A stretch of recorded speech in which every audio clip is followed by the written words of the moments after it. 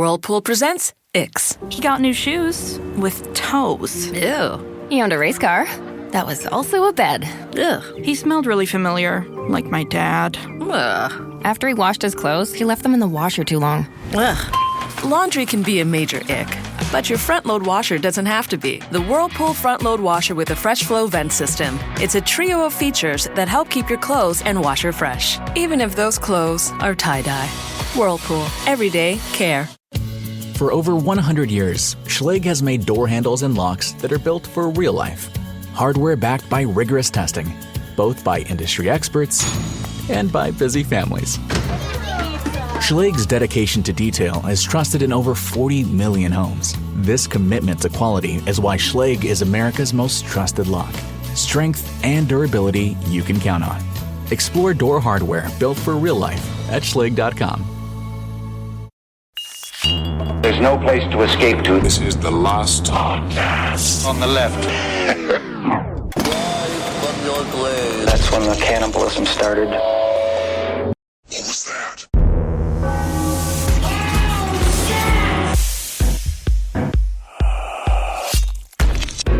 Aaron Hernandez, sucking on dicks even though he says he's not gay. Who does he slay?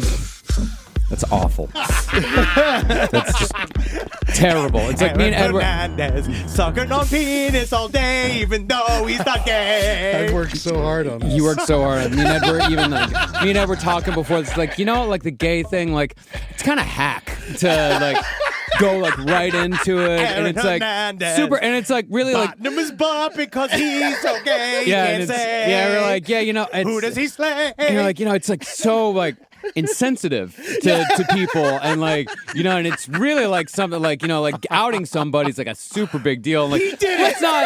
let's not talk about it until like the second episode or something like that, and then it's just like fucking boom. Hey, Man, buddy, why don't you we need try? to get you a job on that morning show that outed him. Hey, buddy, why don't you try to make love to my butt? Welcome to Last Podcast on the Left. Ladies and gentlemen, my name is Marcus Parks. I'm here with Beatles cover master, the Weird Al of his generation, Henry Zabrowski. I swallowed an oat. I'm sorry. Yeah, I'm sorry, guys. Marcus is gonna die today. He's upping his diet. He had a single oat. One oat.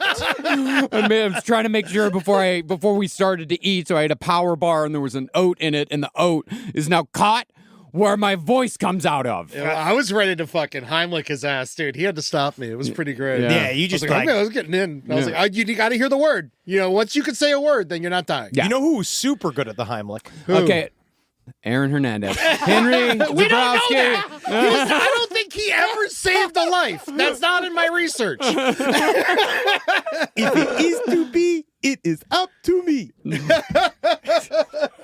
And we have the extraordinarily hardworking Ed Larson with us as well. Ed, how you doing? I'm doing good. This was emotional for me. Yeah. I learned a lot about myself while I was doing this, and hopefully over the next week or two, it's going to keep going. But man, the story is very tragic. Oh, it's extremely tragic. And it actually made me cry at one point.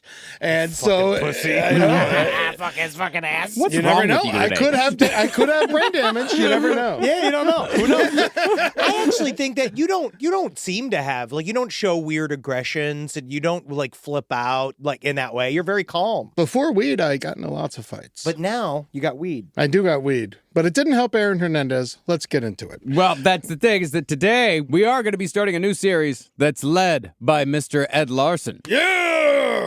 Hut! Blue 42! Blue 42! Hut! Hut! Hut! Yeah, Yeah, man. we got to balance everything out after the fucking 3 weeks of Vampire the Masquerade. This is our straightening of the network. Yeah, we're going from 3 weeks of Vampire the Masquerade to football. Wrong subject.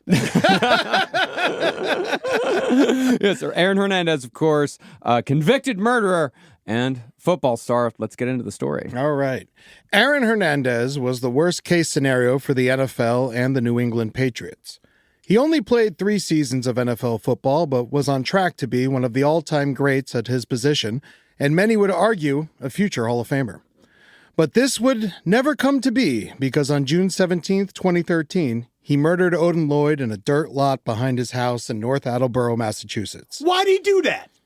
We'll get into it. I would say still somewhat of a mystery. Why would we do that? Only convicted for the murder of Odin Lloyd, it is assumed he killed a total of 3 men and possibly shot 3 more, including 2 in the head that survived, and ultimately took his own life in his prison cell in 2017. Thank God he wasn't a quarterback.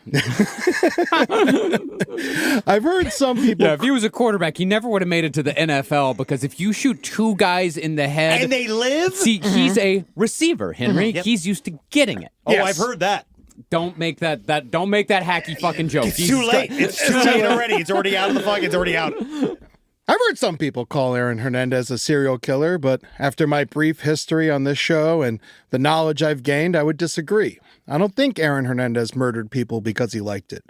I think he was a feeble-minded wannabe gangster who was raised in the violent machismo culture of football and made some bad friends who egged him on as he made poor decision after poor decision. I agree. That while also most likely being a closeted homosexual man and posthumously diagnosed with CTE, chronic traumatic encephalopathy, a progressive degenerative brain disease affecting people who had suffered repeated concussions through repetitive head impacts. All these things combined is why I refer to him as the worst-case scenario. So over the next couple weeks, we're going to examine Aaron Hernandez's short life and what led a man who was about to make $40 million over 5 years become a murderer.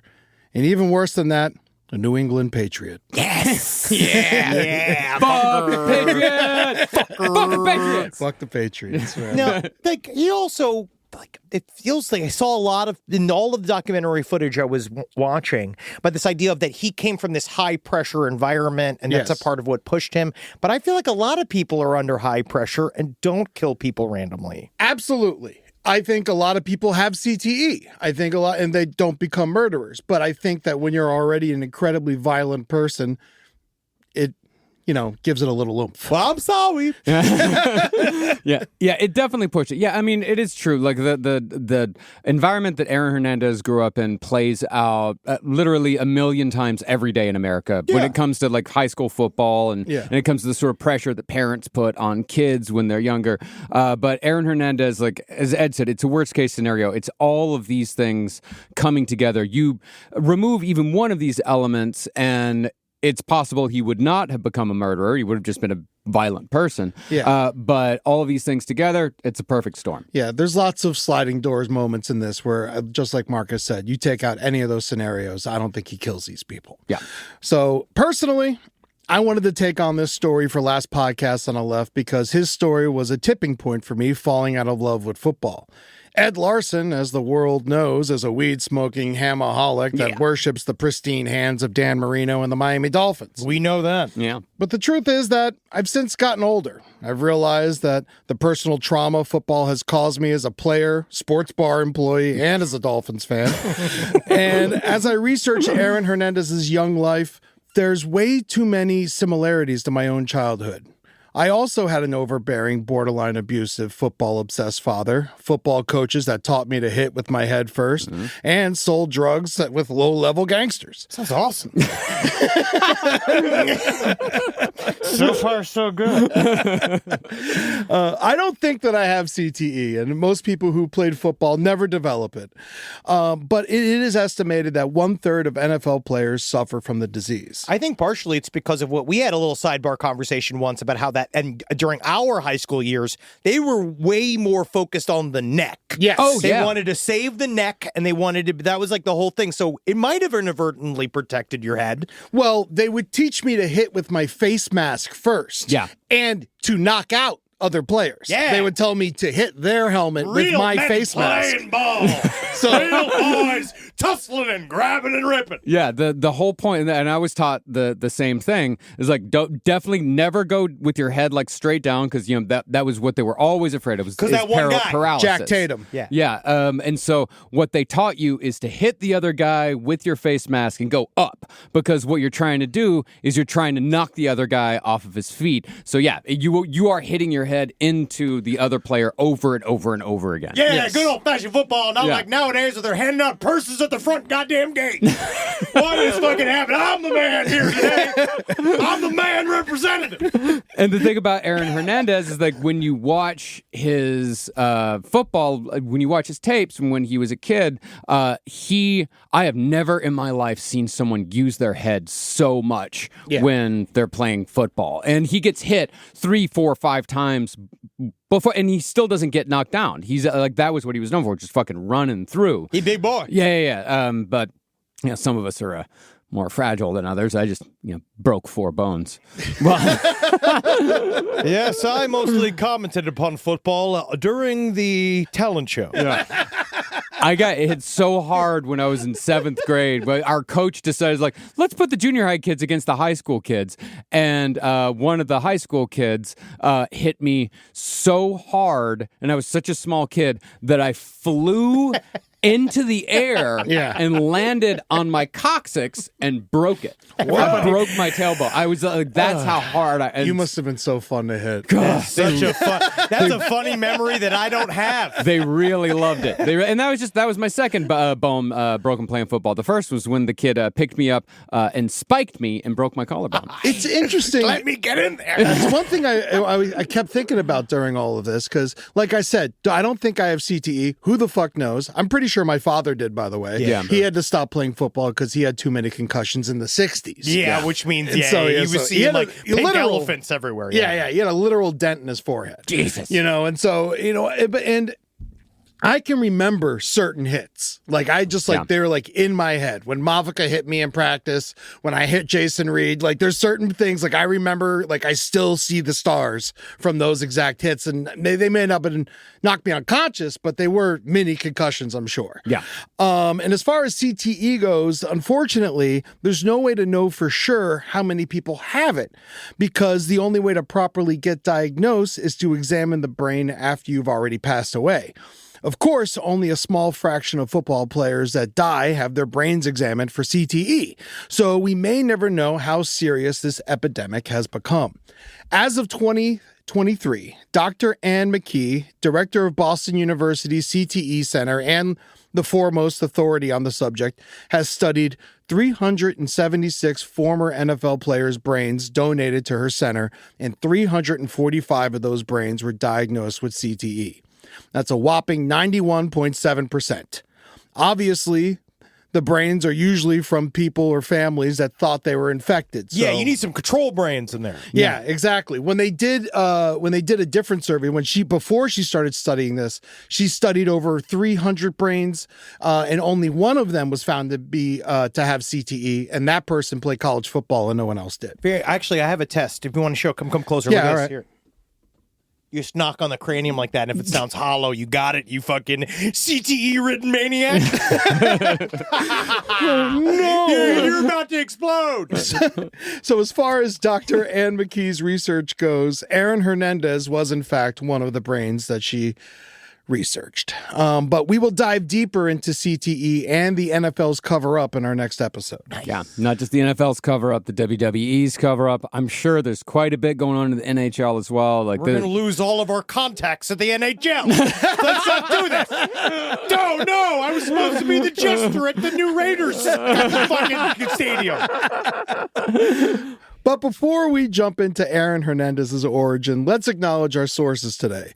The Rise and Fall of Aaron Hernandez, All-American Murder by James Patterson and Alex Abramovich with Mike Harvey.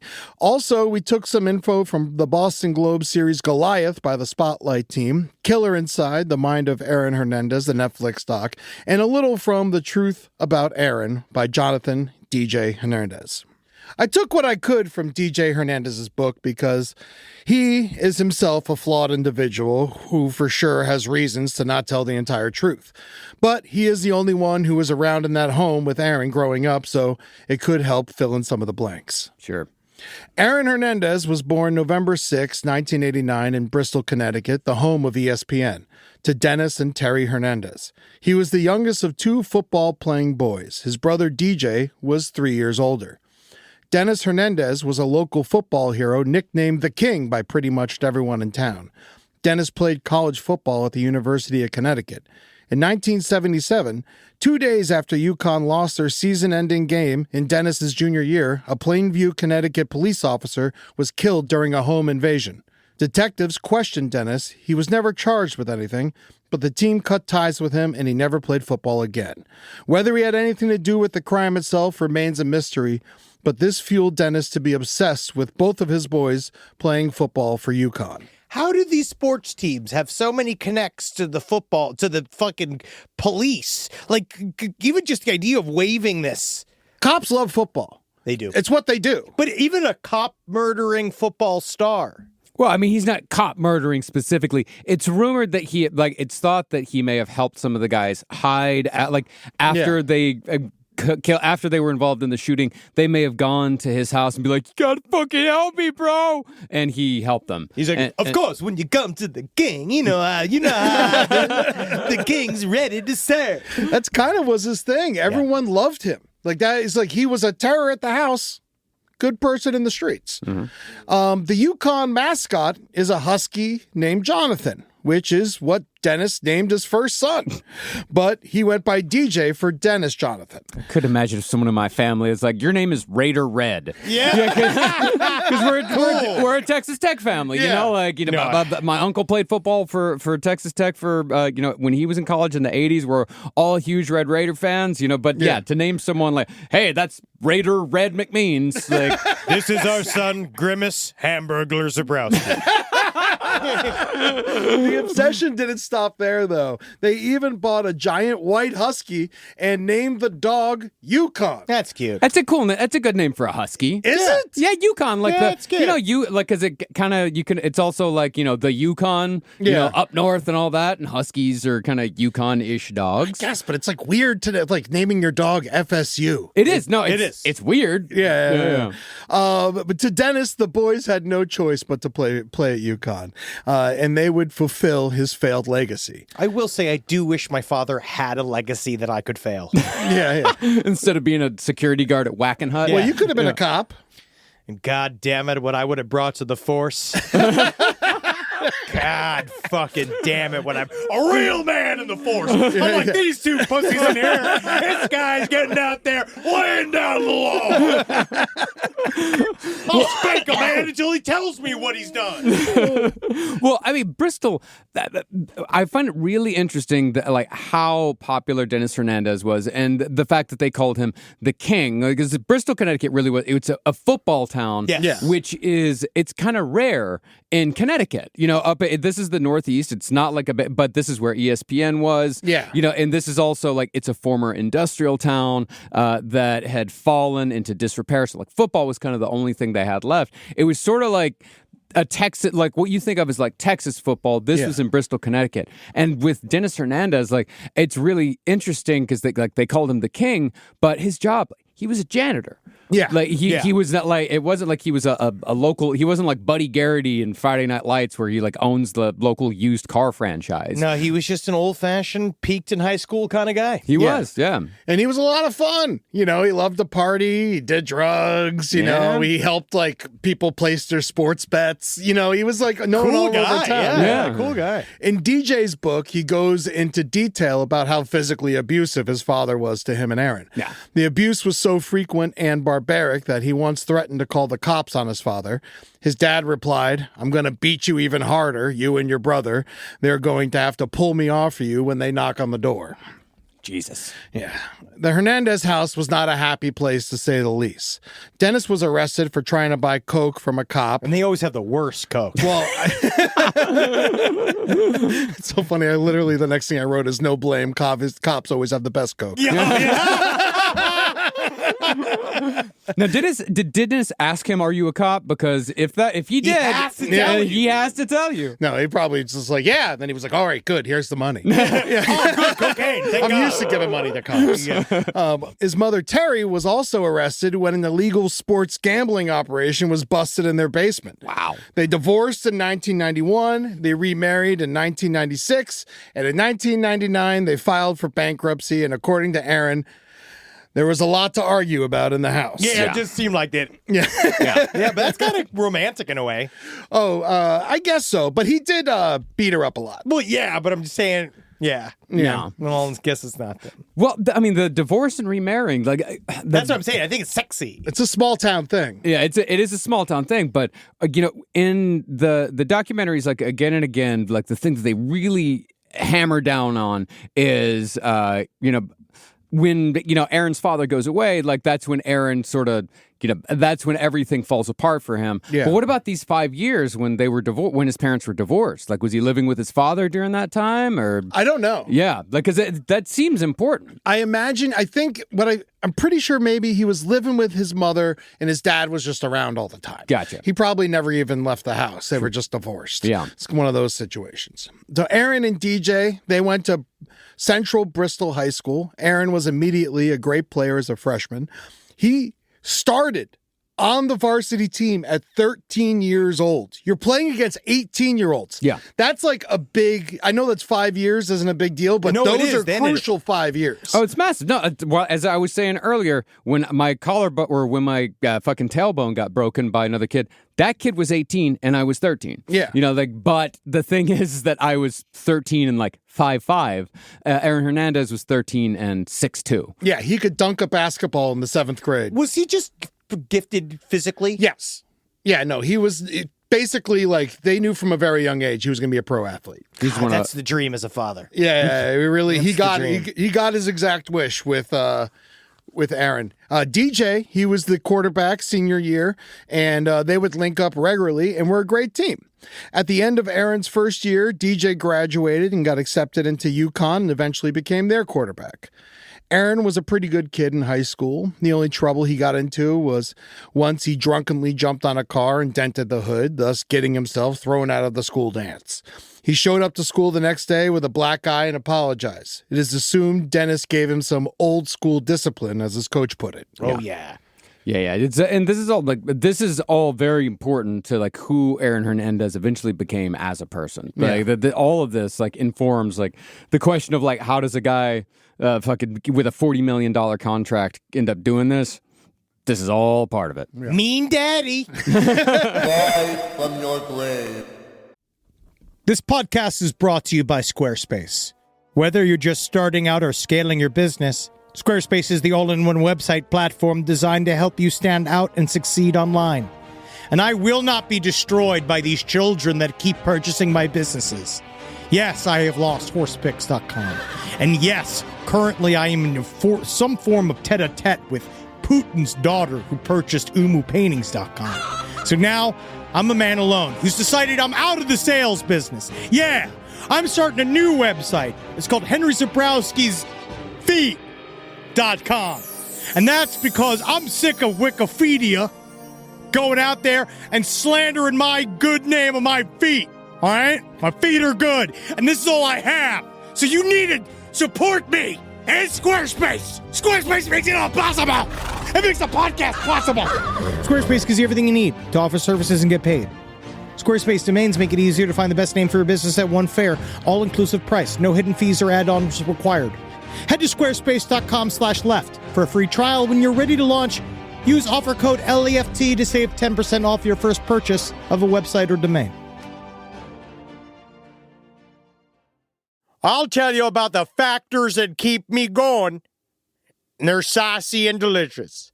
Between busy schedules and summer plans, sometimes all you got is a couple of minutes. Factor helps you eat smarter with tasty chef-prepped meals that are dietitian approved and delivered right to your door. Again, I really can't stress this enough. It is not food made by dogs for people.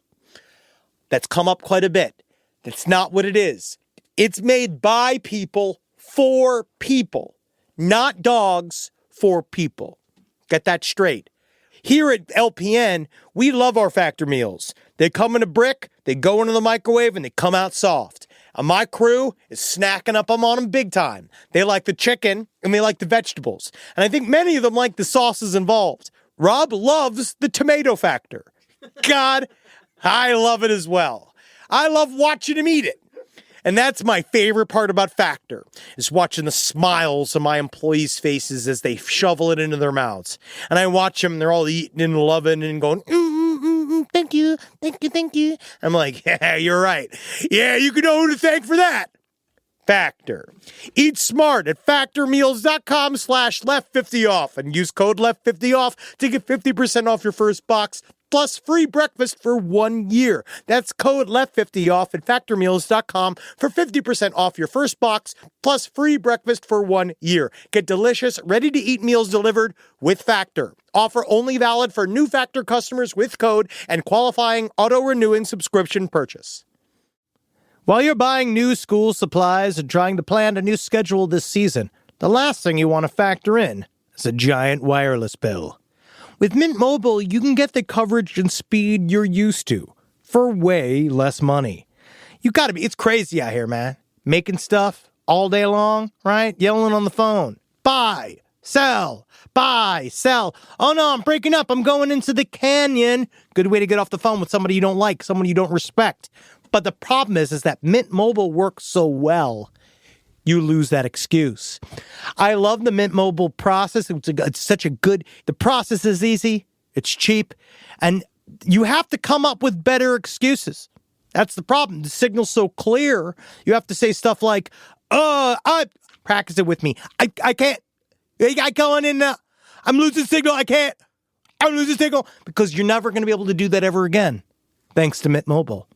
Get this new customer offer and your 3-month unlimited wireless plan for just $15 a month at mintmobile.com/LPOTL. That's mintmobile.com/LPOTL. Upfront payment of $45 requested, equivalent to $15 a month. Limited time new customer offer for first 3 months only. Speeds may slow above 35 gigabytes on unlimited plan. Taxes and fees extra. See Mint Mobile for details.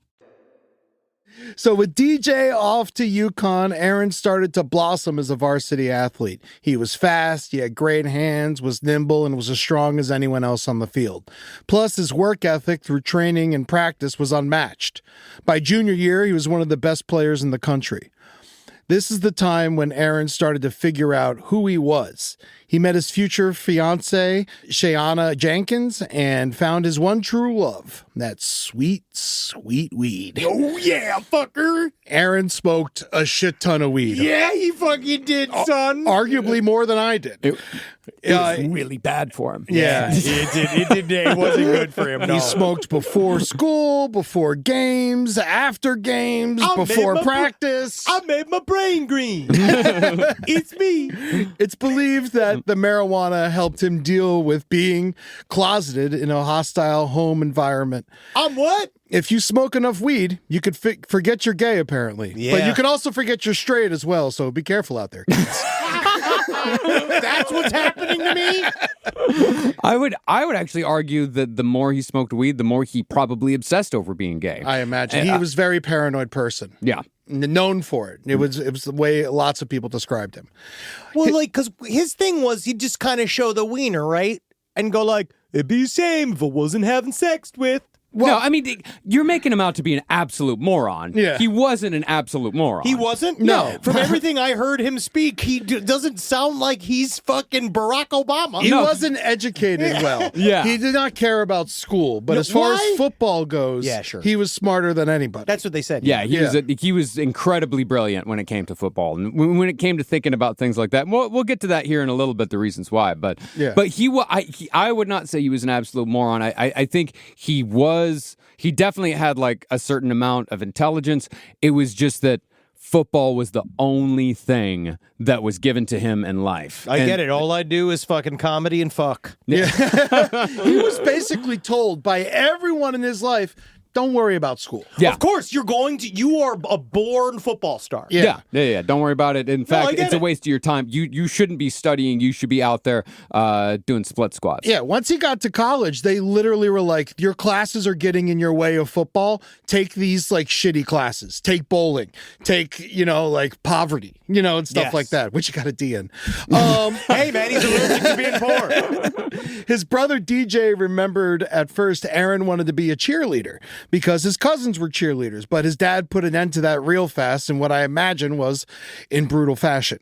He also would change the way Aaron would stand and hold his hands because his father deemed it to be too feminine, but he used a different F word, of course. I will say, though, what's so girly about being a teapot? You're not short and stout. You're tall. I just want to be helpful. Well, and I think also like the way that he talked, it was also a way to hide his sexuality. Oh, I Like, totally 'cause understand that. Yeah, because he wanted, like, he always... He was that guy. He's the ha, baby, what you want, baby? Everyone loved him. Yeah. Yeah, he was very charming. Yeah, and he always wanted to be seen as like tough, and it really is like sometimes there are people who think it's like being smart is gay. It is. By gay I don't mean like stupid. I mean like like if I was called the F word quite a bit growing up for for having tiniest bits of intelligence. You mean when it came the major in creative writing at Texas Tech? No way. No way. No way. But I think I sure hope you want to kiss me, because if not, I'm gonna beat you to death. But I think his is a story of overcompensation. Oh, yeah. Again and again. It also has to be stated that Aaron was sexually abused as a child, but is not confirmed by anyone who did it to him or when it happened, just that it did in fact happen. Is that proof? We know that somebody at least said that, right? And both his mom and his brother said it happened, and Aaron's lawyer. My mom thinks everybody's molested. Does she think you were molested? Well, she'll just say, oh, God. We should look into it. Yeah. And then I flipped it on him and I started sucking his dick and I was like, you like this? You want me to be your whore? So, obviously, Dennis Hernandez sucked as a human being, but I'm torn on whether Aaron would have killed people if his father had stuck around longer. He was a strict homophobic football dad, and someone who had a strict homophobic football father, it did suck. But Aaron may have benefited. You weren't even gay, like literally. Like imagine being closeted and dealing Oh my with God, my first date, my father was so happy. Because like when I said I wanted to do drama, he was so nervous. And then it was just like, and then when I went out with a girl, he was like, oh my God, thank God. And I was like, well, it doesn't matter. Aaron may have benefited from a stricter father. Certainly, constantly getting punched in the head as a child didn't help with the old CTE. Nope. And maybe not helpful as far as his career was concerned, but Dennis was the only person who held him accountable for his actions for his entire life. Aaron had a quote from his father tattooed on his body. It read, "If it is to be, it is up to me." And it wasn't until Dennis passed away did Aaron start to act out in social situations.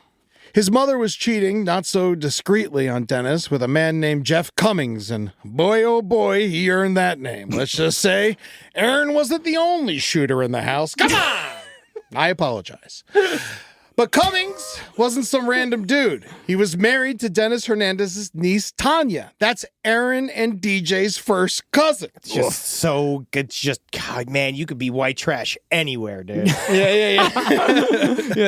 Bristol's, 60,000 people, somewhere around there. So small enough to be small town. Growing up from Queens, Connecticut was always like, that's fancy. It's not. That's where fancy people live. And it's like, no. No, there's like 4 fancy places, and the rest of it's actually quite dangerous. I did not know that. Yeah, very much. It's like they've got ESPN's there, the WWE's there, and then the rest of it is just like bad drivers. Yeah, and again, they're just TV stations. It's not like they didn't, like a corporation made them. Yeah. Like, it's not like Benjamin Franklin was born there. He just made ESPN there. It's not born there. It isn't a natural part of the fabric of the universe. It's a company. Yeah, it is weird it's the that headquarters. it's there. Yeah. I don't know why ESPN is specifically in Bristol, but and WWE as well. But yeah, sometimes corporations have Connecticut headquarters. I say not so discreetly because on September 25th, 2005, in the stands at a UConn football game, Tanya confronted Terry in the stands and slapped her. DJ on the field at the time happened to look in the stands at just the right time to see the whole thing go down. Jerry Springer meets Friday Night Lights meets lead poisoning. Yeah. Scandal! Escándalo. Yeah, no, that is... I could not imagine anything more humiliating. Oh, my God. It's incredibly humiliating. At the game. Yes, but that was at Dennis's game, not Aaron's game. So yeah. But even so, it tells you the volatility of this family. Oh, my God. Dude, they used to beat the shit out of each other all the fucking time. Yeah. You see, Dennis Hernandez, with his troubles from his youth far behind him, was a pillar of the community in Bristol. He knew the whole town and was nicknamed the King by locals. If he saw a flat tire, he was the first one there with a jack. The whole town saw him as a hero, even if he was a fucking terror at home. It's almost like he did that so he could be a terror at home, and he did it with impunity. Yeah. Or that he was trying to do everything. A lot of these guys also do this. They do everything in their power to be nice to everyone around them because they think it makes up for the terror that they are at home. Yes. It does not. Also around this time, Dennis's brother Dave was dying from cancer. The whole town knew about it. So then in January 2006, Dennis gets a hernia and goes in for surgery and ends up dying a couple days later from a bacterial infection. When news spread in Bristol about Dennis's passing, everyone would correct them. They'd say, no, you mean Dave died. No, Dave's like, I'm still here. I still live. You know, I spent my entire life dedicated to the medical sciences. I have 3 patents in my name, and my fucking janitor brother gets called the king. I'm fighting bravely against cancer every day. Nobody cares. Oh, but Dennis has football, so He does his football. does Connecticut allow? Kill me. Do they allow assisted suicide? Because I'm done with this. Kill me. I'll do it myself. They booked the largest funeral home in Bristol. Wow. And it was not big enough to house the service for the king. Jefferson's Funeral Home, the largest funeral home in Bristol. Yeah, we get the more. Listen, we'll do 4 at once. We got a shit ton of chance. Try the salad bar. I actually just learned from David Dustmalchin this week about the idea of leased caskets. Oh, yeah. I didn't know you could lease a casket for a funeral, put you in the casket for the funeral, they then remove you, and then bury you just like in a fucking... Well, they cremate you. Well, but it's the idea of like, so we'll just reuse it? Interesting. I actually thought it was illegal. I thought there was a whole episode of 6 Feet Under where they talked about how it was illegal to use reuse a casket. I'm sure they have to tell you. They have to tell. Yeah, I think if they don't tell you, then it's illegal. It's out there. Yeah. I mean, as someone who had to buy a couple caskets, a cheaper one's always nice. Caskets useless. Continue. Don't let Dustmalchin hear you say that. I know. I don't want to affect his bottom line. There was over an hour wait for people to pay their respects. Dennis was the most important person in Aaron's life, and he spent pretty much every moment outside of school with his father. At the funeral, Aaron showed little to no emotion. DJ was a mess. The night after the funeral, Aaron had a basketball game and scored 30 points. When he dunked, the crowd went insane. The next night, he scored 31. No emotion. I'm the best at basketball now. So now, it's just... It's up to me. I just love his spin my head. If he was taller, he probably could have been a professional basketball player, they say. Yeah. Because he was so good, but he was 6'2". But it's also maybe because he was up against a bunch of kids that he was just physically so dominant. Yeah. Like I said, he had he could jump like a motherfucker. Yeah, big ups. Yeah. So he could dunk at in seventh grade, which is pretty much unheard of. Yeah, but the way that he could jump also made him an incredible receiver. No, he's quite good. But also good from getting his feet taken out from under him and landing on your head. You'd almost call him a power receiver. Yes. So, I don't even want to tell you what his actual fucking position was called because it's just, you're just going to come to me with a fucking... Oh, I already know. I'm waiting. The hacky ass fucking... I'm waiting. The hacky fucking morning zoo DJs. Right They beat here, you, buddy. They beat you to the joke many years ago. Oh, don't you worry about it. So now it's just Terry and Aaron at the house, and She's had a pretty public affair going on with Jeffrey Cummings, and Aaron ain't taking any of this shit, but he's on track to get out of there soon. He should have killed that guy. He thought about it. Yeah. He definitely fought him a couple times, I'm sure. But he's on track to get out of there soon. At this point, to his father's wishes, he's verbally committed to UConn, where his brother is the QB and he's going to be the tight end. It's storybook. Yeah. But during this time, Aaron, who doesn't really like hanging out with his mom, started buddying up with his cousin Tanya, Jeffrey Cummings' ex-wife. It's really weird. Yeah, they had plenty of shit to talk together, so this trauma bonded them for life. Tanya kind of seems like almost like a weird witch woman. She's intense. Tanya's very, very intense. Very haunted. But Tanya is she's one of those people like, well, you know what? If I just let them drink here at my house, at least I know where they are. I know. And so exactly. she's, Yes. and so she's the sort of woman that brings all the high school kids over to her house and hangs out with them. And lets them deal drugs and all that stuff. It's like, well, as long as but really she's just wanting to fucking hang out. Yeah. She's lonely. She wants to be hang out seen as cool by children. Exactly. So Jeff and Aaron, they even switched homes. Jeff moved in with Terry, and Aaron moved in with Tanya, his cousin that was 14 years older than him. Tanya's house was the hangout for lots of unsavory people. There was Uncle Tito and two other gangbangers important to our story, Carlos Ortiz and Bo Wallace. This crew would end up being a bad influence on Aaron. Ortiz and Wallace would be with him when he murdered Odin Lloyd 7-ish years later. In a recorded conversation with Terry from prison later on, Aaron accused his mother of never giving him his ADHD medication when he lived with her. She said she hit him in the head with a hammer, and that was his medication. She considered his Adderall to be likened to cocaine, so she never let him take it. It's almost like she isn't a doctor and doesn't know what the medication does. Well, this for me, the ADHD thing, this is the skeleton key to understanding Aaron Hernandez. Because with somebody with, like, it sounds like he has severe ADHD, and, severe ADHD, as I know from experience, it causes emotional dysregulation, it causes anger problems, it causes oversensitivity. Lack of impulse control. And it also can make you extraordinarily good at one thing. Because that's things, ADHD is also, like, there are a lot of negative things to it, but there are also a lot of very positive things to it, where you can lock into one thing and you can focus so hard on that one thing that you end up being incredible at it. And for Aaron Hernandez, that was football. Yeah. He locked into football, and he just had the mind for it because that's what his brain wanted. Football always gave his ADHD brain what he wanted. He could hyper focus on it. He could be incredible at it, but it also made him very emotionally dysregulated at all times. Yeah, even in high school, he spent up to 60 hours a week on football. Yeah. And in the end, thank God it was football in terms of making money, not like watercoloring or something, because it wouldn't have made anybody anything. And think about who we would have murdered at the fucking art store. Bob Ross. Wow. I'll give you a happy little treat. You want to see. But yeah, that emotional dysregulation, I think that paired with CTE is really fucking dangerous. Yeah. And the oversensitivity as well. We're going to see a lot of times with some of these attempted murders is they will, I believe, are completely linked to oversensitivity and also extreme drug use, because extreme drug use, especially weed, not great for an ADHD brain. Yeah.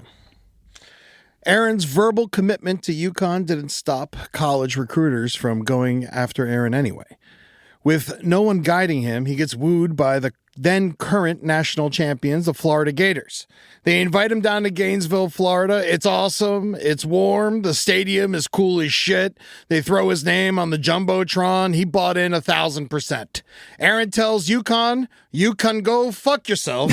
I'm going to be a Gator." Now, but UF is still a huge college football town, and it's cool. Yeah. But is it bigger than UConn? Yeah, way bigger. Way bigger. UConn's more of a basketball school, but they're football. They're in the Big East and shit, and they do have football, but it's like it's not even close. Children's sports scares me. Yes. I don't think children should be. I don't think you should be allowed to make money off of sports until you're 21 years old. Yeah.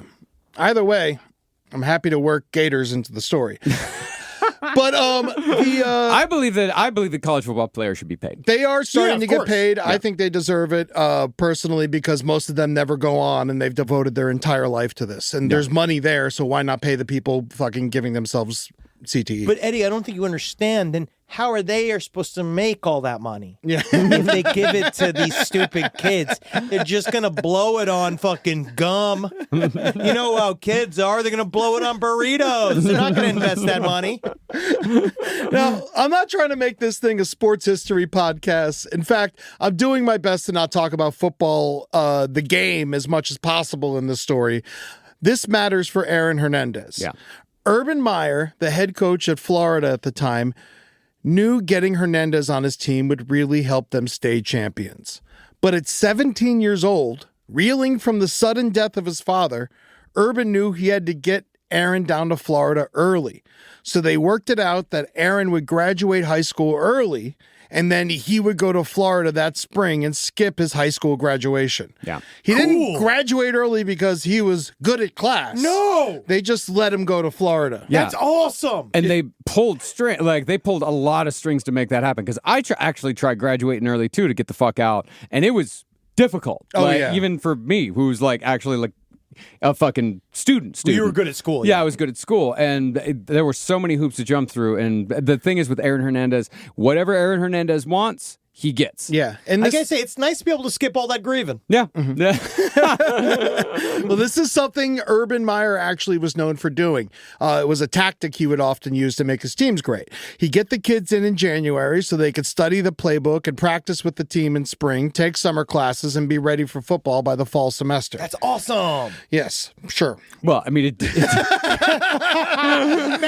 school, man. Yeah, it's a great tactic for winning football games. Yeah. But man, they're just throwing these 17-year-old kids into insane situations. But you know what's funny? I feel like when I was a younger man, I actually didn't understand pressure the way I understand it now. When I was 18, I was flung in front of, remember how many times I'd have to go in front of 2,000 kids and just riff and and I didn't even think about it for a second. Me too. I would host the pep rallies. I would do an hour. Yeah. And I would just if you told me I had to do that now, I'd have a panic attack. Yeah, we're now, then I could have just, I didn't think about the pressure of it. Oh, shit, I did, man. I mean, because I was also the same way. Performing was fine. I could go up and perform in front of people. That was whatever.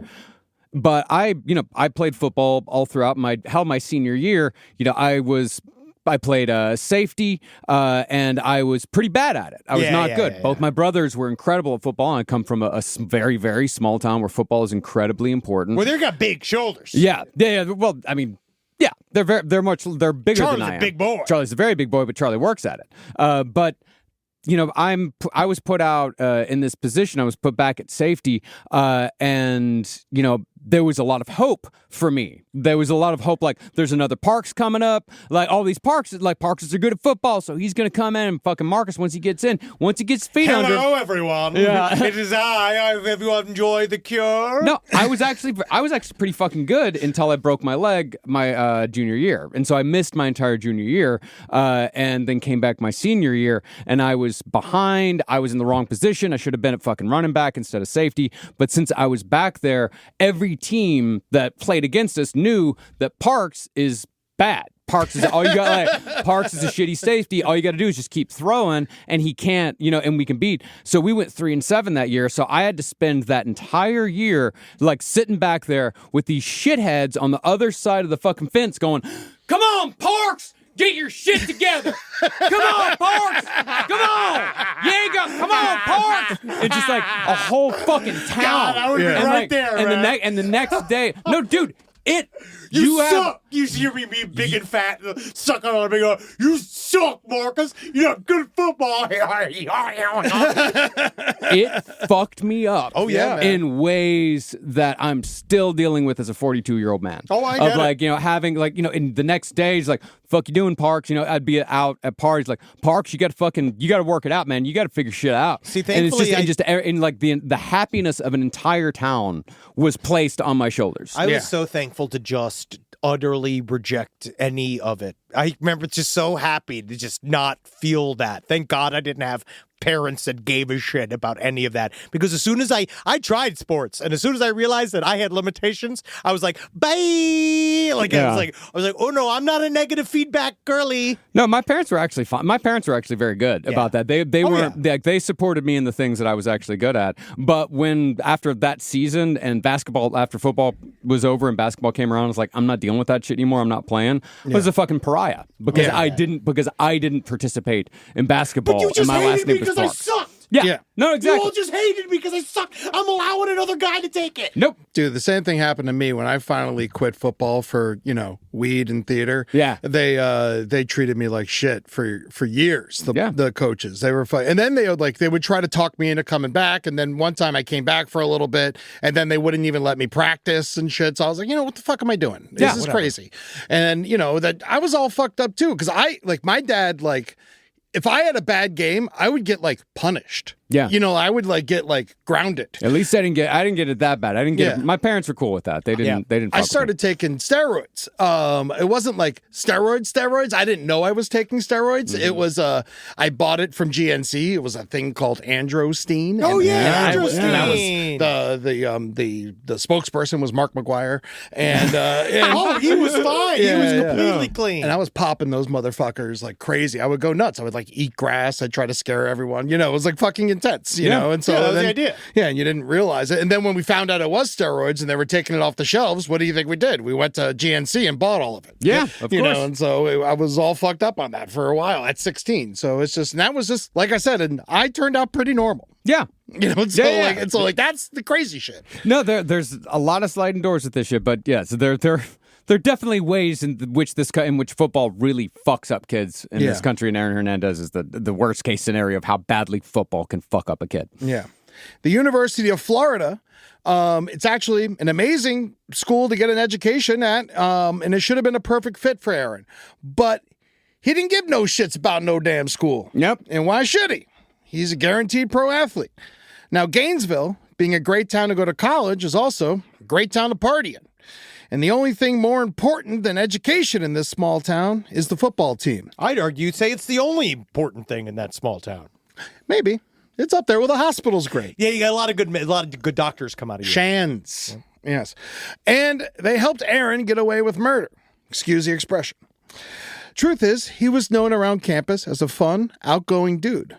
But in Coach Meyer's office, he was often in there wailing about how much he missed his father. Meyer really put in the extra time with Aaron because Aaron needed it, and he needed Aaron. Even as a freshman, Aaron was quickly turning into an on-campus celebrity. He was able to go into liquor stores and buy booze no problem at 17 years old. He would frequent a popular bar called The Swamp, and this is exactly where he had his first violent brush-up. First violent brush-up that was reported. Yes, that was, exactly. One night, he was hanging with Tim Tebow and tennis player Sean Young when a waitress came over with 2 shots. He took them no problem and went about his night. But as they went to leave, bar manager Michael Taphorn presented him with a $12 bill. And Aaron said something similar to, I play football. We don't pay for shit. That's right.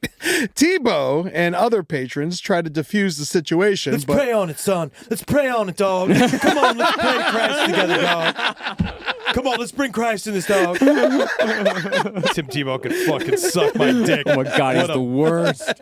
The worst. He is the most annoying football player of all time. How is he more annoying than Aaron Hernandez? Legitimately, I think he's a worse person than Aaron Hernandez. Taphorn grabbed Hernandez, and then Hernandez sucker punched him, rupturing Taphorn's eardrum in the process, and then he ran away, leaving his sneaker behind like a Cinderella in Berserker mode. Only my true princess will find my sneaker and bring it back to me. Later, a university lawyer would convince the bar manager and owners not to press charges, offering them tickets and an apology from Hernandez. That's as good as money. That's right. They never got their apology, but occasionally Hernandez would creep by in his car, making intimidating finger gun gestures towards the employees. Oh, Jesus. well, I mean, it's not just, them convincing him to not press charges. If this guy takes Aaron Hernandez out, if he takes the fucking, star, if he takes the U of F star player out of circulation, his bar's done. Oh, yeah. No, they're fucked. They're boycotting that bar. He loses his entire livelihood. That bar gets boycotted. People stop going there, and he's just fucking done because some shithead kid decided to punch him in his fucking head. Sports bars across the nation rely on football. Yeah. If football ever ended, the restaurant industry would take a giant hit. Yes. And I think that's one of the reasons. Yeah. It's all connected. It's amazing giant how industries football built on top of $1 billion industry because it's all feeding. It's very, very difficult. Yeah. Now, this may not seem like a crazy important incident, but this is really when Hernandez started to feel like he was untouchable. There was another incident when Aaron was with teammate Ronnie Wilson at a nightclub called XS, when they got into an argument with another patron, and Wilson went to his car, got his AK-47 to scare a guy, which worked. Yeah. AK-37 maybe wouldn't have done the trick, but the 47, they're great for that. Hey, I had an AK-47 when I was their age, too. Yeah, you're just like them. That must be a Florida thing. Wow. Oh, yeah, no, AK-47s were kind of weirdly prevalent. I bought mine on sale with my tax return. Nice. Yeah, well, in Texas, our drug dealers are much more like handgun guys. But they always made sure to have it on the table when you went by to buy weed. Yeah, I remember that. It was so much harder to keep the scale on the table with the AK. You know, it takes up so much room. Yeah, no, my guy just had a Glock, and then he'd make you sit there and watch weeds with him while you stared at the gun. That's and like wondered. me. That's like us. We smoked out of the shotgun. Nice. Yeah, that was cool. He called you were there for that, weren't you? Yes. He called the cops, and Wilson fired the gun into the air, which gave Wilson 100 hours community service, and he was able to rejoin the team after he finished that slap on the wrist. Urban Meyer would start to take shit around town for his players acting out. He was an advocate for second, third, and fourth chances, which worked back when he coached Utah. But this season in Florida, his loosey-goosey discipline made the Gators the most arrested team of all time. Florida State, number 2. Wow, great. Later in a 2015 ESPN investigation, it was noted that University of Florida football and basketball players avoided criminal charges 2/3 of the time they were arrested. My God. Well, I mean, and that's the thing with Aaron Hernandez is that it's not just the people in his immediate life that let him get away with everything. He has existed in a system that lets people like him get away with anything and everything since he was about 14 years old. As long as he keeps putting up numbers. Yeah, as long as he keeps playing, as long as he still scores touchdowns, like he's going to believe that he's going to get out of whatever happens to him. Yeah, man. It's fucked up. You know, I really do think I hate football. Yeah, it's really changed. Yeah, man. it really has. I'm working on it, though. I'm still trying to figure out how I feel. We'll see how I feel after this. Rise from your grave. TV's #1 drama, High Potential, returns with star Caitlin Olsen as the crime-solving single mom with an IQ of 160. Every week, Morgan uses her unconventional style and brilliance to crack LAPD's most perplexing cases. It's the perfect blend of humor and mystery. She's breaking the mold without breaking a nail. High Potential premieres Tuesday at 10/9 Central on ABC and stream on Hulu. Cash flow crunch? OnDeck's small business line of credit gives your business immediate access to funds up to $200,000 right when you need it. Cover seasonal dips, manage payroll, restock inventory, or tackle unexpected expenses without missing a beat. With flexible draws, transparent pricing, and control over repayment, get funded quickly and confidently. Apply today at OnDeck.com. Funds could be available as soon as tomorrow. Depending on certain loan attributes, your business loan may be issued by OnDeck or Celtic Bank. OnDeck does not lend in North Dakota. All loans and amounts subject to lender approval. If you're sleeping hot and sweaty, it's impossible to get a good night's sleep. And if your solutions are blasting the AC high all summer and doing constant pillow flips, you've got to check out Coop Sleep Goods. Coop combines advanced cooling technology and personalized comfort to create pillows that help hot sleepers stay sweat-free all summer. The fabrics are breathable and cool to the touch, so you feel an instant chill the moment you lay down. Designed for 50% more breathability, the innovative fill helps you sleep cooler and more comfortably. They also have Tencel sheets that are naturally cooling, lightweight, and feel buttery soft on your skin. If it's not your coolest sleep ever, return it with no questions asked using their 100-night sleep better guarantee. And right now, you can get 20% off your first order. Visit CoopSleepGoods.com/comedy to redeem your offer. That's COOP sleepgoods.com/comedy. Coach Meyer, determined to keep Hernandez on the right path, he put Tim Tebow in charge of him. Tebow, a known evangelical, was notoriously one of the most religious players of all time. Failure! And he fucking failed in the NFL. He was awful. Yeah, he really did shit the bed. Isn't he playing for like Romania now? He's a commentator now. He would kneel and pray anytime he scored a touchdown, and it became so nationally known that he would do that, it became a trend called Tebowing. Mm-hmm. Oh, yeah. Tebow would often write Bible verses on his eye black as well. John 3:16 was his favorite. And it goes like this. For God so loved... Actually, Henry, you want to take the Bible quote? But God so loved the world that he gave his one and only son, that whoever believes in him shall not be perished, but have eternal life.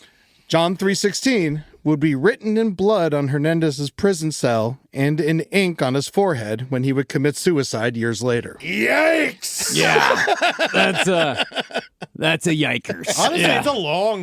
That's a long kind of phrase for him to remember. No, he just wrote John 3:16. If you write that, you don't have to write the rest of the phrase. Yeah, that's the whole thing. Is you just write John 3:16.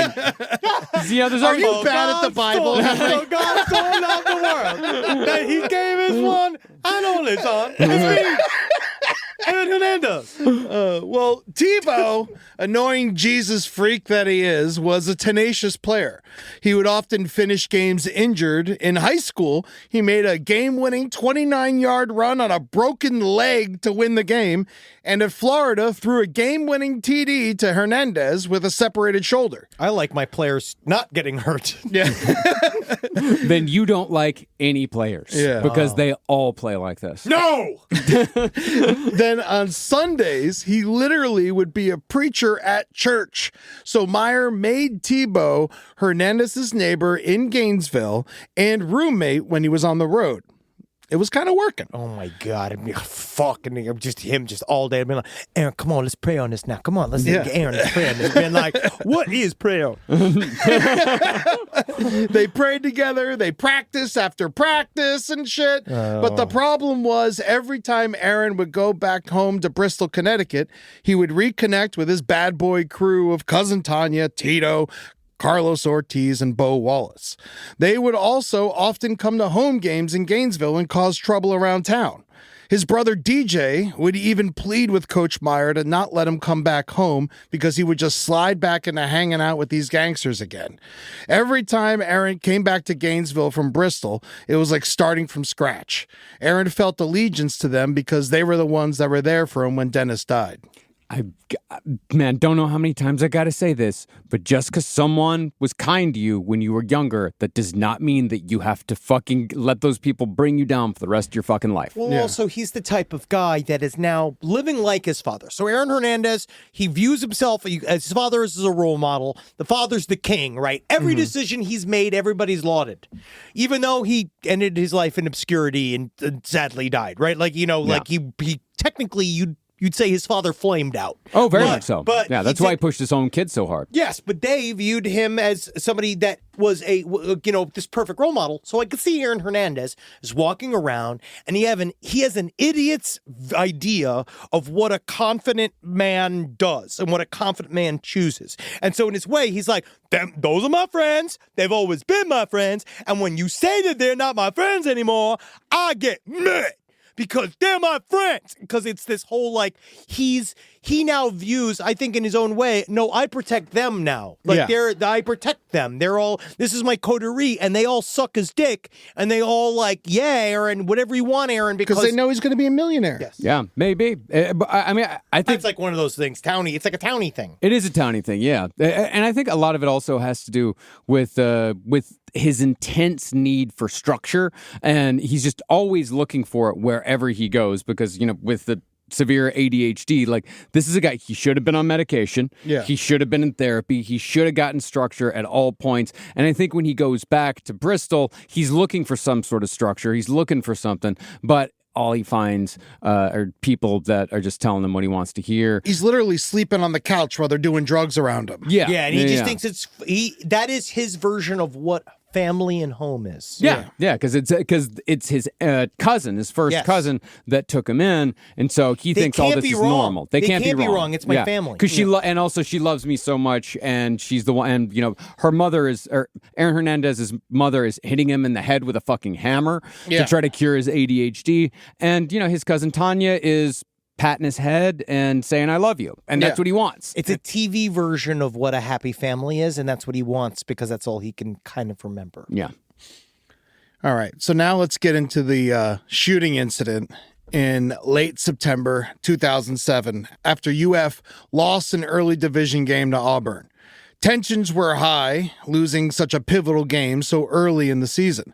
Aaron Hernandez was out blowing off some steam with some other Gators when an ex-Gator, now NFL player Reggie Nelson, came back to town to celebrate. Everyone was partying at the nightclub, creatively called The Venue. Along for the ride was the Pouncey twins, who would be connected to Hernandez for years to come. Yeah, he even tattooed their initials on his body. It should be noted that two guys. Was it two guys? Two guys. Yeah. Mike Pouncey and I actually I didn't take the time to learn how to pronounce the other Pouncey's name. If you have a man whose last name is Pouncey, tattooed on your body, you might be a homosexual. Well, it should be noted that Mike Pouncey later had a very public incident when he played for the Miami Dolphins. Him and offensive lineman Richie Incognito tortured and bullied teammate Jonathan Martin for being gay.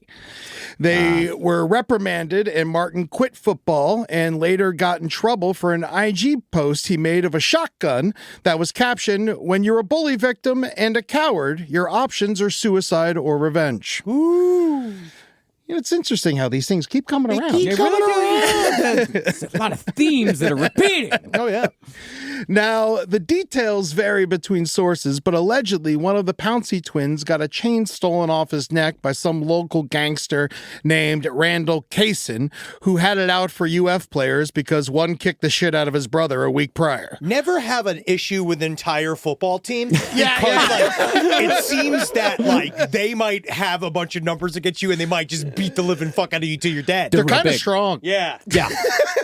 I was fucking the football players at Texas Tech. I can't even. Stayed away from the football. I gave the FSU players a wide berth. They were they were such dickheads that when one of the football players got paralyzed during his season, and everyone was like, "Good."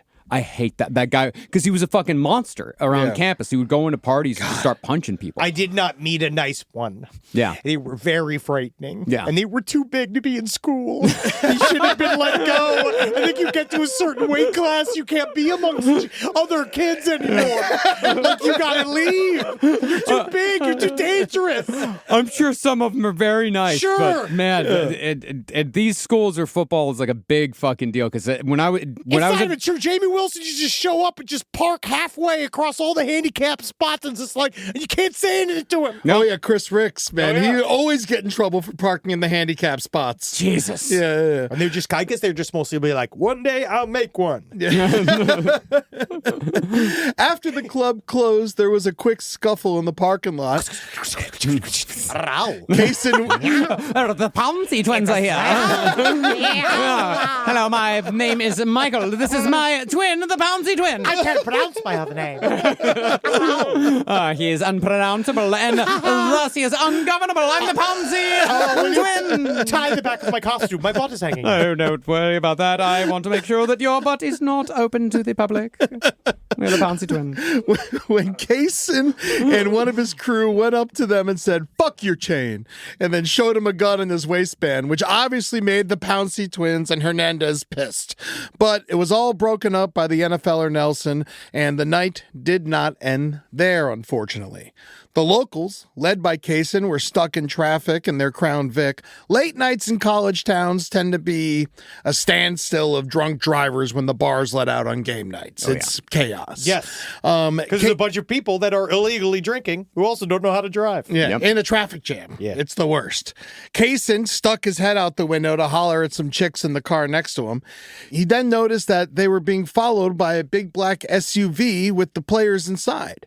But the 2 a.m. procession traffic had everyone at a standstill. All of the people in Kaysen's Crown Vic were strapped except Squirt, who was sitting in the passenger seat. Shit was being talked. The tension started to develop. And it was a developing situation. Yes. They were on University Drive, and a sign ahead of them said, "Welcome to the University of Florida." They were in the middle of everything. Then, according to Kaysen, apparently a man that looked exactly like Hernandez walked up to the car, stuck a gun in the window, and fired 5 times. Squirt was shot in the head, and the driver was shot in the arm. Then, as a distraction, someone threw some black cats in the street while the man who looked exactly like Hernandez ran away. Let's go to the CTE mobile. Other witnesses said the man who shot the gun was a black man with cornrows. Now, at the hospital, Kaysen was... I certainly made Squirt. That's right. Now, at the hospital, Kaysen was beside himself. He felt guilty that he'd gotten his friend Squirt shot in the head.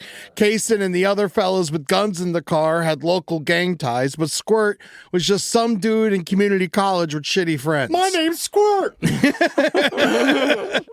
Kaysen was screaming, "It should have been me!" over and over again when Detective Patty Nixon arrived to take his statement. He fingered Aaron Hernandez as the shooter and the Pouncey twins as the instigators. I'm not an instigator. I am a master. I'm a negotiator. I'm not a defibrillator. Even though uninvolved witnesses had said the shooter was a 5'8" black man with cornrows, Hernandez was 6'2", Hispanic, and covered in tattoos. Squirt, a black man, was not dead and could not speak. Coincidence? But when asked who shot him, he kept pointing to the palm of his hand, not the black side of his hand. He would point at the black side of his hand and go no, and then turn his hand over and point at the palm. Yeah.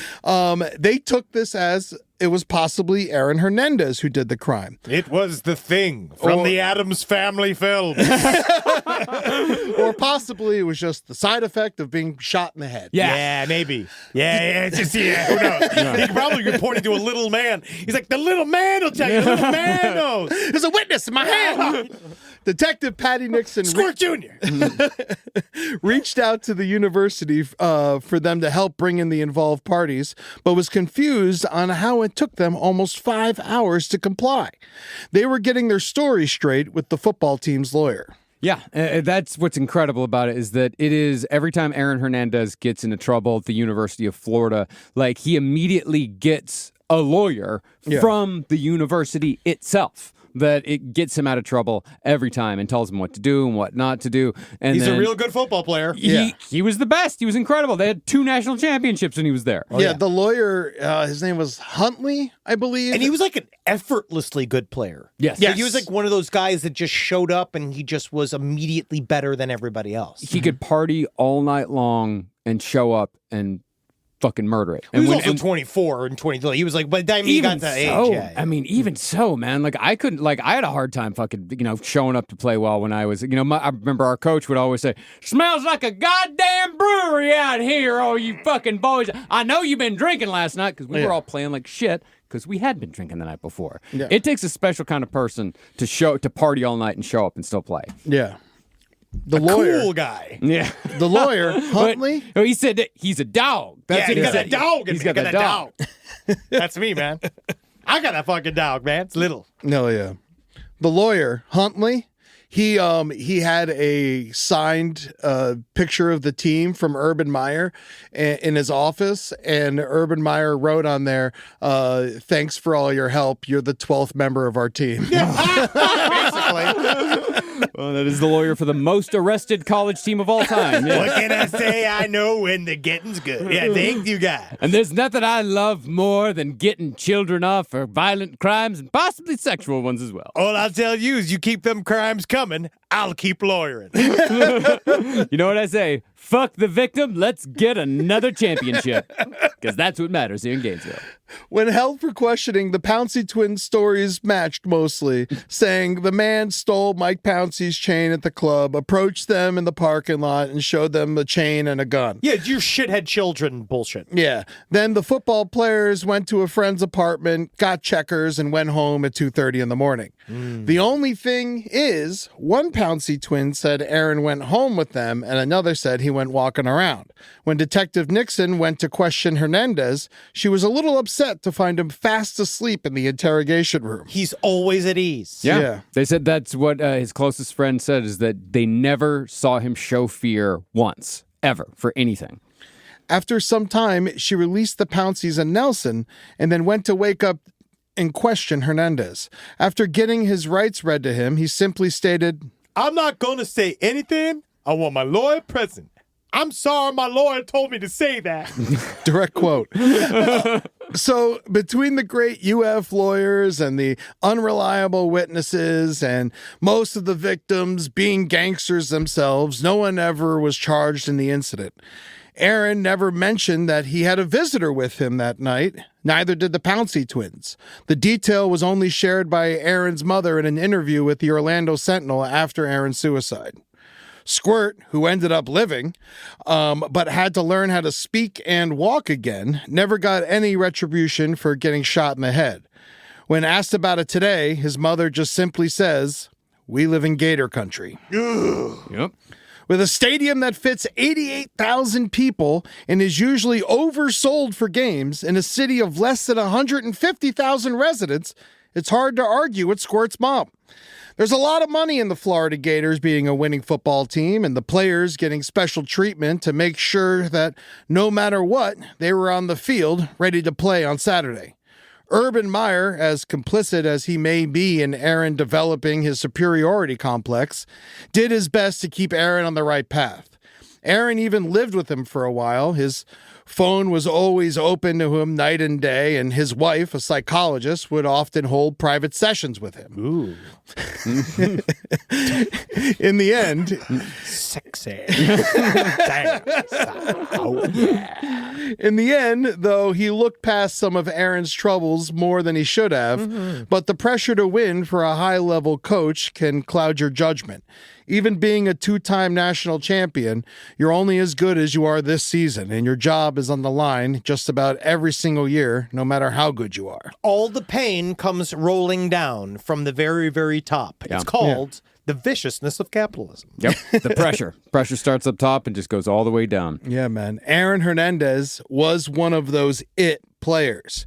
He was as good as any one Coach Meyer had ever coached. He really was. Yeah, but his off-the-field incidents continued to pile up between fights, heavy marijuana use, and hanging around with unsavory characters back in Bristol made his baggage more than the coach was willing to continue with. Aaron missed the first game of the 2008 season from a failed drug test. Too little weed. Coach Meyer had him listed as hurt, but put a boot on his foot. A player suddenly on the sideline with a boot on his foot usually meant they weren't hurt. They were there for disciplinary reasons. He would have a good season as the Gators won the BCS championship. His daily marijuana use continued to be a problem, and he was not hiding it, but finding ways to pass the drug test with clean urine. He would push the clean urine through a fake penis if being watched. That was very common. Yes, I remember these things were being called Wizinators. Yes, I had one for a job interview. Really? Yeah, I only had to take one drug test my whole life, and I did get clean for it. You know what the job was? What? Janitor. They fucking, yeah, I worked that job for like 2 years, but yeah, they were like, yeah, you know, we want to hire you full-time, but you're going to have to take a drug test. I'm like, if you want to hire me full-time, you're going to have to wait a month. Yeah, and then we'll honestly, take the drug test, and then we'll see. Yeah, because, God. First thing you had to clean drugs. was yourself. Yeah. I want you to be on drugs as a janitor.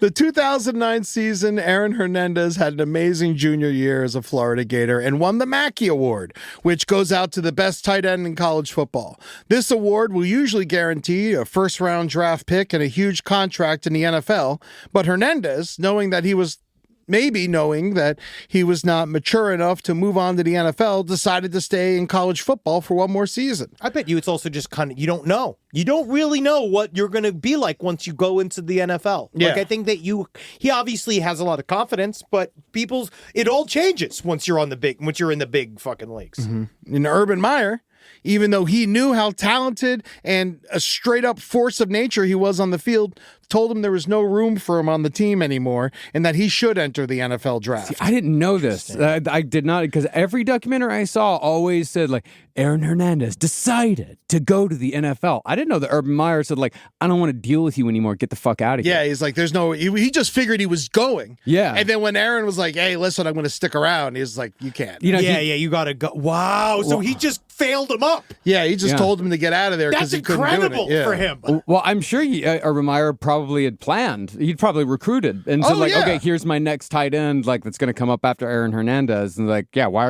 no, get out of here. I mean, the same thing happened to me in theater. They're like, you can't go to districts this year because we're working on the junior. You're a senior. And I was just like, well, but I'm a senior. I finally got my spot. I finally got the fucking spot. I mean, I wasn't that good. But you won in the end, didn't you? I did. I'm here. He could no longer handle Hernandez's weed smoking, his overall bullshit, and off-the-field violence. The on-the-field violence was more than welcome. Of course. So now Aaron declares to enter the NFL draft on the 4th anniversary of his father's death and is ready to kiss Florida goodbye for now.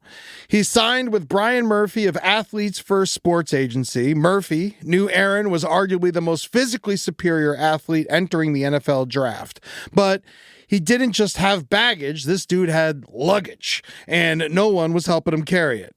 So Murphy told Hernandez, fuck taking your statistics class again. Come on out to Cali with your brother DJ, and we'll get you trained up and ready for the NFL Combine. The NFL Combine sounds like it's fun. Yeah, well, the NFL Combine is an insane experience that has been compared by some as a slave auction.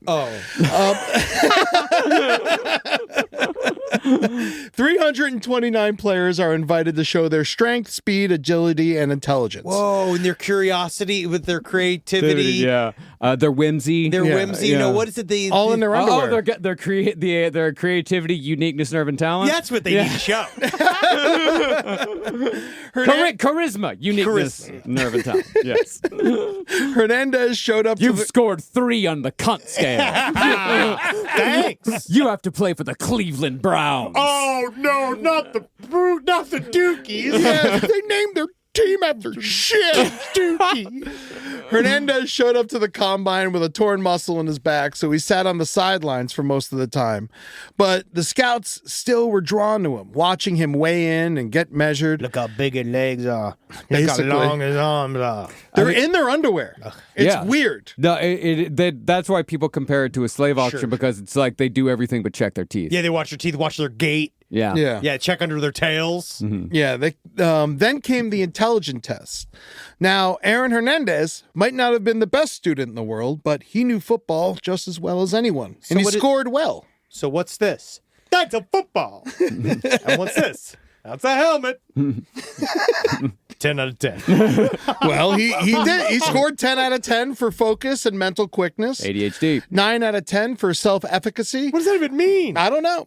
And 7 out of 10 for dedication. But the category of social maturity, he scored 1 out of 10. What's he talking about?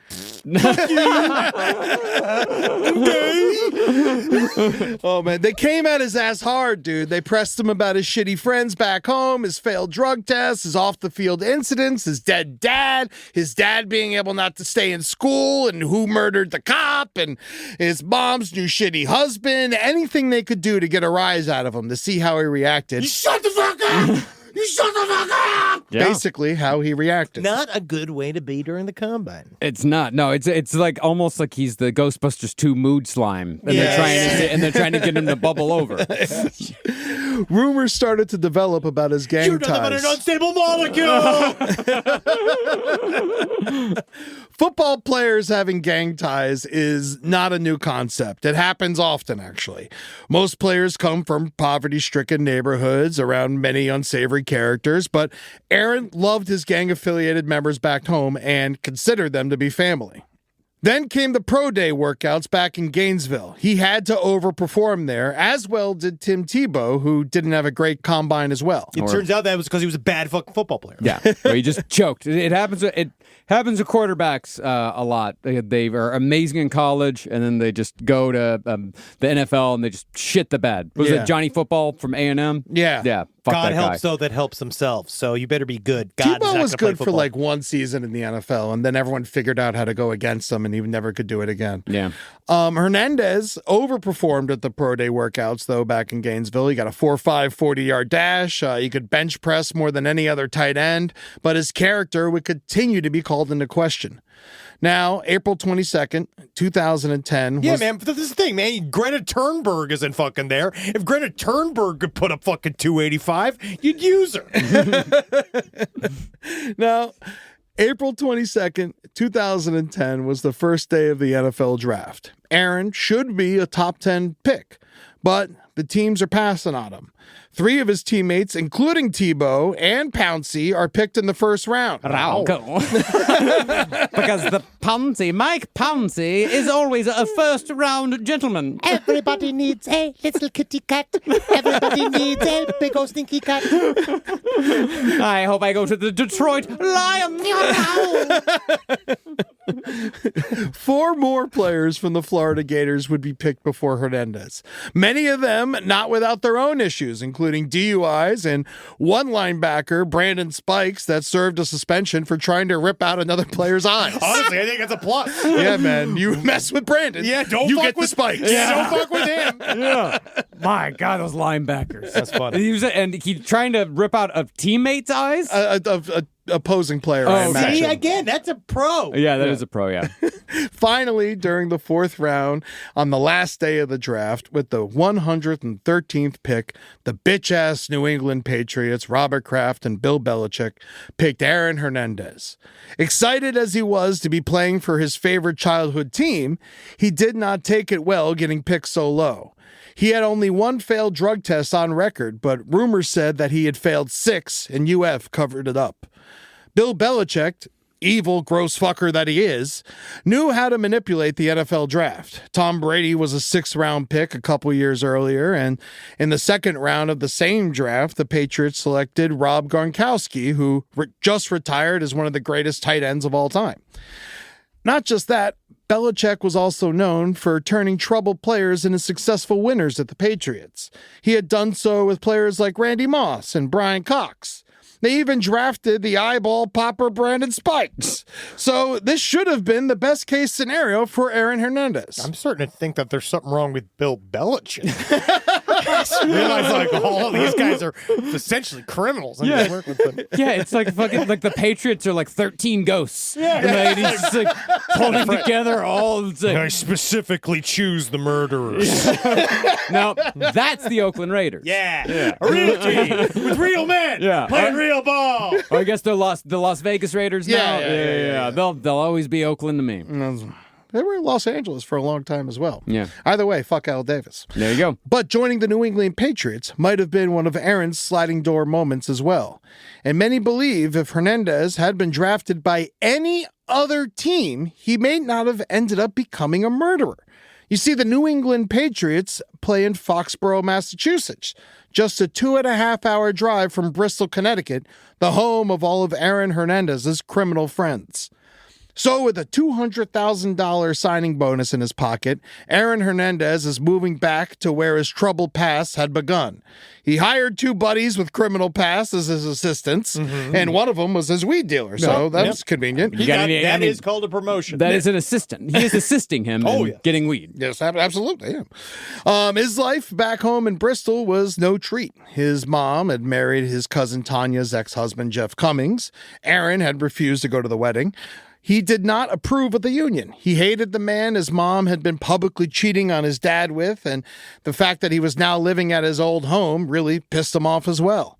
Also, it's fair to say that Cummings was a total fuckhead himself. He had a rap sheet that included hitting women and children. One night, Just 1 month before Aaron was due to report to the Patriots, he got drunk and slashed Aaron's mom's in the face and with a butcher knife. That's Cummings. Cummings did this. Yes, Jeff Cummings slashed Terry Hernandez in the face with a butcher knife.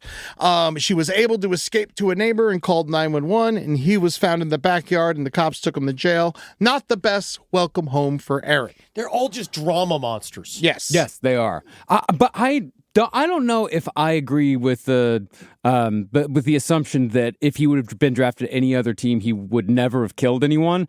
I just think it would have taken longer. Yeah. I think he would have eventually, because he would have found a network of shitheads. Well, I think just the stories that they tell and like the emotional dysregulation that he had and how bad the CTE was and how much he would just fucking flip. Yeah. Like if he would have been drafted to another team, maybe not, but the possibility was always still there. Yeah, it's not like he was well-behaved in Florida. No, it was not. And those guys weren't around when he was in Florida, for the most part. They were there sometimes, but, they weren't there when he fucking popped that guy's eardrum. They weren't there when he fired a gun, when he allegedly fired a gun into those other two guys' car. Like, he was cruising for a bruise. Yeah. When he popped the dude's eardrum, he was with a tennis player and the most religious man in football. So exactly. That's true, but never forget the Menendez brothers, also tennis players. Oh wow. Yeah. Cute. When Hernandez joined the Patriots, he was an emotional disaster. During his first week, he almost fought Wes Welker.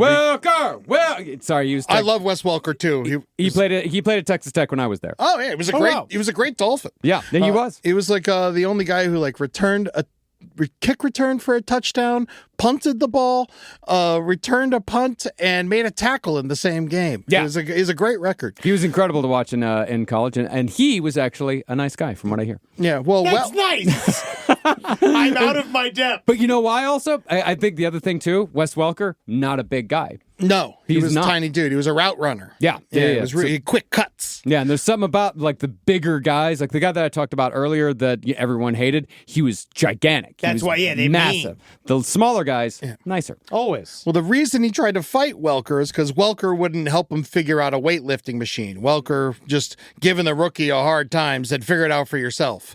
Other than that incident, though, he was often referred to as a sweet guy. They called him Chico. They all, he was a buddy around, and then he would. But the thing was, he would openly cry when he made mistakes or he was ridiculed.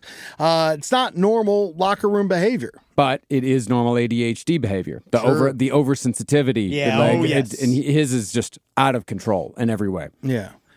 There was one reporter who had a good relationship with Aaron Hernandez. He and Hernandez developed a relationship early on. Hernandez, always available to be interviewed. He was a rookie, and Hernandez wasn't popular yet, and he was always available for an interview. And one day he told the reporter, "I like you, but if you ever fuck me over, I'll kill you." Seemed out of nowhere, but the statement stuck with the reporter for sure. Yeah.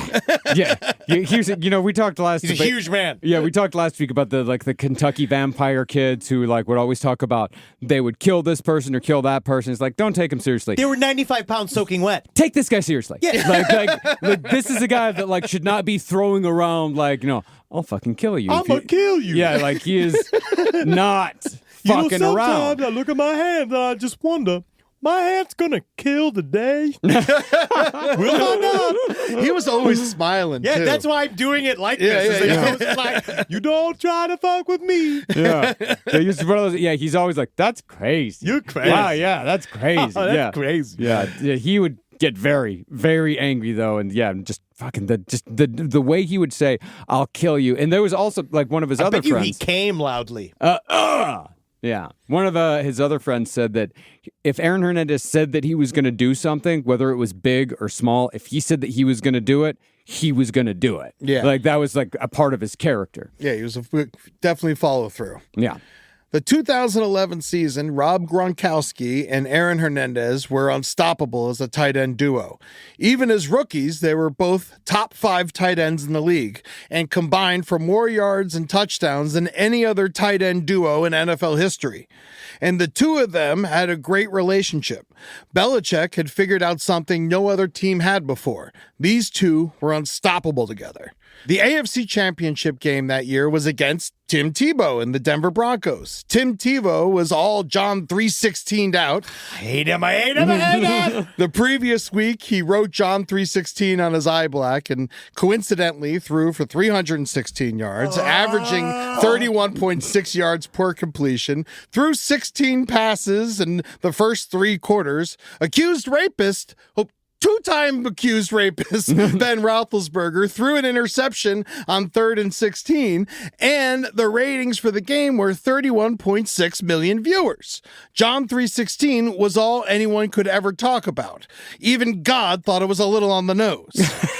It didn't matter, though. The Patriots kicked the shit out of them the following week, 45-10. God isn't real. Yeah, killing God. That's the only thing the Patriots did good.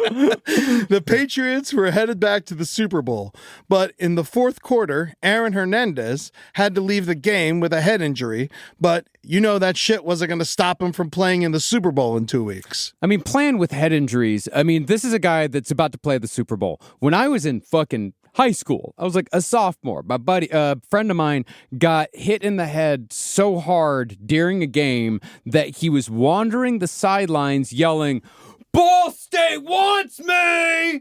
They want me!"